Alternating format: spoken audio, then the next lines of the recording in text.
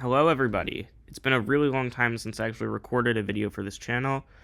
I've been intermittently uploading pre-recorded videos for a long time, but I'm back to recording new ones because I'm almost out of pre-recorded videos. So as promised, I believe I promised this like a long time ago when I recorded the finale of Asian Battle Royale. I am making a worldwide Battle Royale series, which means that... And the title of this video should be, What if International Relations Reset? Because that is really all that's happening, because we now have the full world map to work with. And so, let's start. So basically the way the scenario works is that everyone, including computers and books and stuff, just forgets about all of history. Like, just all of history, no one remembers anything that's happened. People somehow remember the international borders that exist and everything that's going on right now, but no one remembers international relations. And so all the countries are going to reanalyze, they forget who they're allied to, and so they're going to reanalyze and think who would actually be the best for me to ally to. And so the first thing that's going to happen is that the US is going to realize, hey, I'm a very powerful country. No other countries on this continent are really even comparable to me in power, so I'm going to color myself green. And I suggest that any countries that don't want to immediately get invaded also color themselves green. And a lot of countries will basically be forced to join this alliance with them as puppet states. So Mexico will agree to become a puppet state. They know they would get rolled over extremely quickly. The Dominican Republic will also agree, as well as El Salvador and Belize, because they're way too small. Guatemala sees itself being surrounded and they agree to join. Canada, while Canada doesn't necessarily want to roll over, they feel like they have no choice, and so they also end up joining. And before things can go any further, Brazil kind of sees what's happening and is worried this is going to start spreading to the southern hemisphere, and so they create a yellow alliance, and this is supposed to be an alliance of equals, where everyone is equal, unlike the alliance where everyone is basically subjugated to the US. They immediately convince all of their smaller neighbors to join them, because otherwise the smaller neighbors fear that what would happen to them. Peru also decides to join, as well as Colombia. And Honduras will also end up joining the Brazilian alliance, as well as Haiti. And this just kind of shows that the US doesn't have as much power as it would have wanted. So what the US will then do is continue trying to get countries to join their alliance, threatening invasion. They convince Venezuela to join. Global warming then knocks out all of these island nations so that they're not in the competition, because they would not make this video fun. Jamaica also decides to join begrudgingly. Cuba decides to be defiant and joins Brazil's alliance. So we'll see how that goes. For them. The Bahamas also decides to join the US's alliance. So as you can see, already power is being consolidated in the Americas. Let's see what happens across the ocean. So right away, China sees that it's extremely powerful and that it has a lot of weak neighbors. And without those neighbors having stronger countries to back them, China is immediately going to take advantage of it. So China will be immediately invading into Bhutan, and this invasion goes as quickly as you expect it to. China then decides to invade into Nepal, and it goes as quickly as you'd expect it to. China's next target is Kyrgyzstan, which they start invading, and then Kazakhstan decides to join in on the invasion as well, so they can get some land out of it. They will divide up Kyrgyzstan, like so. And for China's last victim, they will invade into Tajikistan, and it will go just as swimmingly as they hoped it would. It takes a little longer than the other wars because it's pretty far away from their borders, but after a little while, they are able to get it done. And so following this, China has expanded a pretty large amount, and they will decide to stop. But that doesn't stop a lot of their neighbors from being pretty nervous about what they might do next. And so it's actually Laos over here that decides that maybe it wouldn't be a bad idea to just make a defensive alliance against specifically China. And they get Vietnam to join it pretty quickly, because Vietnam is also afraid of China. And then all the way on the other sides of China, they got Mongolia and Uzbekistan to join. So it's not very so it's not a very strong alliance right now, but it could be in the future. And very interestingly, North Korea will join this alliance. It's a very weak alliance overall. It doesn't have very many strong countries, North Korea being the strongest, followed by Vietnam, and the other three not even really helping. But it does make it a little harder for China to expand, and if they do choose to expand, maybe they'll invade a different country first. That's at least the goal of these guys. Seeing this alliance, China decides to counter it with their own alliance, creating an alliance with Kazakhstan. Since they just invaded Kyrgyzstan together, they're kind of happy about this, which makes Uzbekistan look very vulnerable. And they will ask a bunch of other countries whether or not they want to join in on this alliance. And another country that's willing to join in is South Korea. South Korea doesn't remember history, but they see how militarized their border is with North Korea, and they feel like a war might be starting, and so they want to be on the opposite alliance of North Korea. Let's head to Europe next, where there is literally an active war going on, and Russia is invading Ukraine. I don't know exactly what the borders of control look like, but it's roughly something like this right now. As of recording this video, it might change, who knows.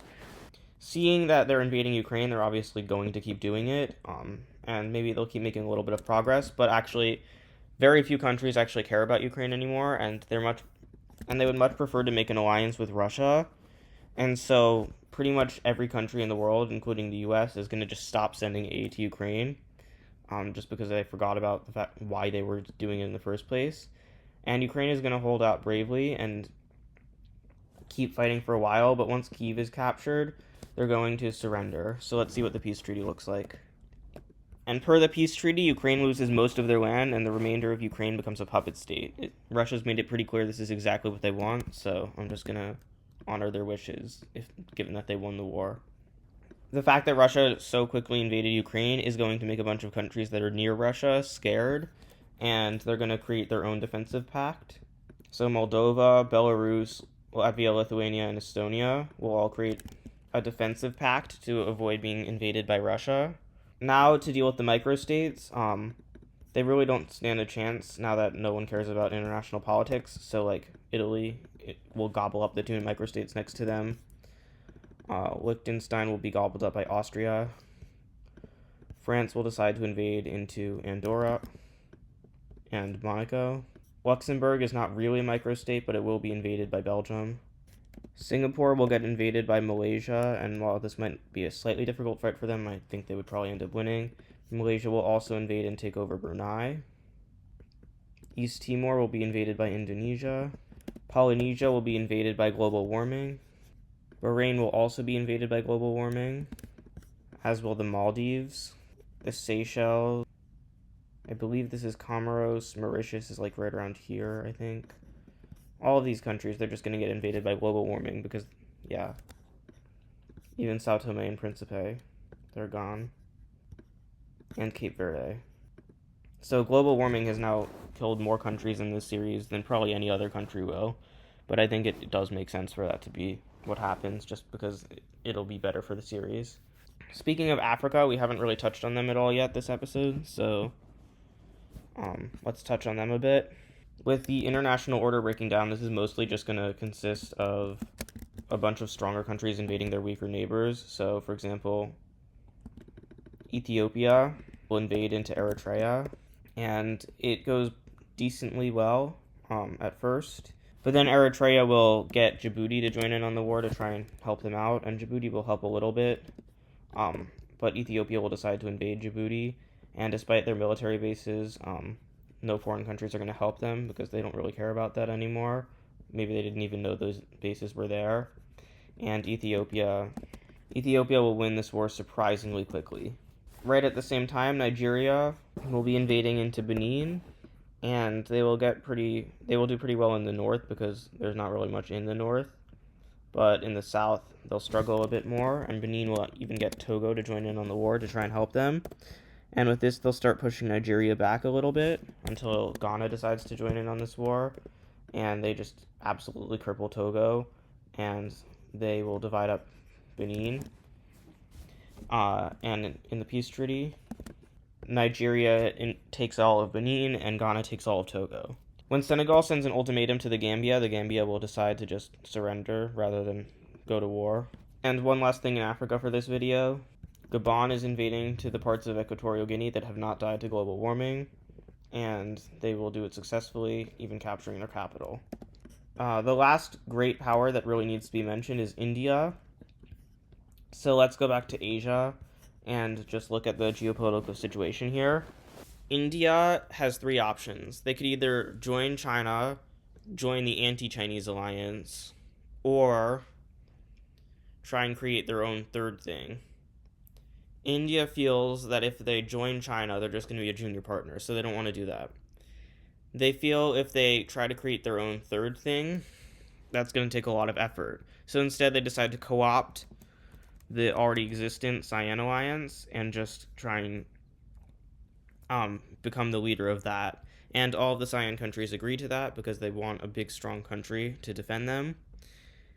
And with this, India starts threatening their neighbors, and they force both Bangladesh and Sri Lanka to join the anti-Chinese alliance, which is starting to get China scared. So China will do the only thing they know how to do and begin an invasion of Myanmar. Myanmar doesn't really have a government at this point, so it's not going to be that difficult for China to invade. But as they are invading, a few things will happen. First, Thailand will come in from the south and start invading the tail of Myanmar. I feel like that's the right word to use. And get a separate peace with Myanmar, which makes Thailand's borders look a lot more pretty, but also angers China, who then demands that Thailand gives the land back to China, and Thailand says no, and so China then sends like a few troops into Thailand as kind of a warning shot, but Thailand takes this as an active war, and so now China and Thailand are at war. So China will continue invading into Myanmar, and they're doing really well there because there's not anything, but Thailand will start eating Myanmar in any way they can, and India is also obviously funding Myanmar, and all of a sudden China is just kind of stagnating, and they're not actually able to invade. And so they sign a peace with whatever remnants of a government Myanmar has in order to take at least a little bit of territory. And as part of this peace treaty, China is actually technically supposed to help Myanmar create a new government, in air quotes, but actually they're just making Myanmar into a puppet state. But Thailand ends up joining India's alliance after this, so, some good, some bad. Before we end this video, let's go back to the Americas because an invasion is happening.